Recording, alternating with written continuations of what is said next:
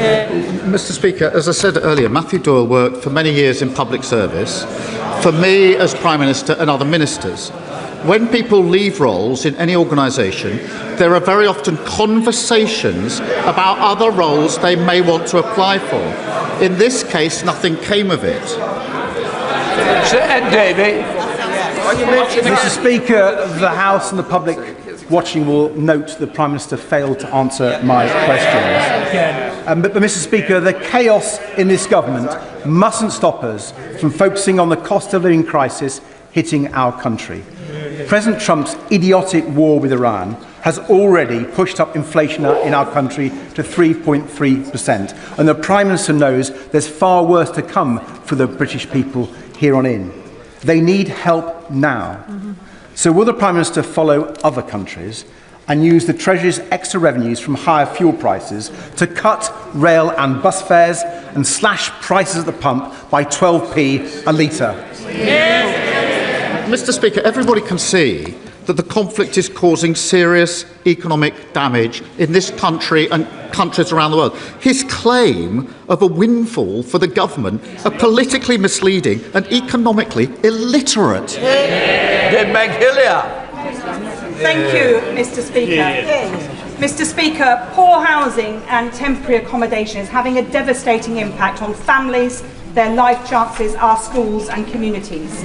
Will he put the full weight of government behind ensuring that new developments in London are delivering for Londoners, not private investors and landlords, including on the Billingsgate Market site in my honourable friends Poplar and Limehouse constituencies? I thank her for a question. We inherited a housing crisis in London, including record numbers of children living in temporary accommodation, because the party opposite failed to build the homes that we need. Mr. Speaker, we're building those homes, and I'm looking forward next week when Labour will deliver more security for tenants through our Renters' Rights Act. Can I commend Hackney Council, her council, on getting on with building affordable homes? What a stark contrast to the Green Party, who've proposed 42,000 new homes across the capital and counting. Mr. Fenton Glenn, I'm glad you've found your feet because I could hear you shouting earlier, so we won't do it next week. Dr. Ellie Chance. Thank you. Mr. Speaker, the Prime Minister appointed Mandelson in a desperate and doomed attempt to pander to Donald Trump, despite knowing about his friendship with the paedophile Epstein and his links to foreign states. The Prime Minister resisted and then took a dismissive and extraordinarily incurious attitude to vetting, compromising national security. And now he's thrown a civil servant under the bus to save his own skin. All this from a Prime Minister who pledged to restore trust and integrity in government, but who's repeatedly betrayed the trust of voters and let the country down. Does the Prime Minister not recognise that the best thing he can do to restore trust and integrity is to take true responsibility and resign? Mr. Speaker, let me just correct what she said. There was no dismissive attitude to develop vetting. I knew the post was subject to develop vetting. It was subject to develop vetting. What didn't happen was that I was told of the UK SV recommendation. That was a serious error of judgment.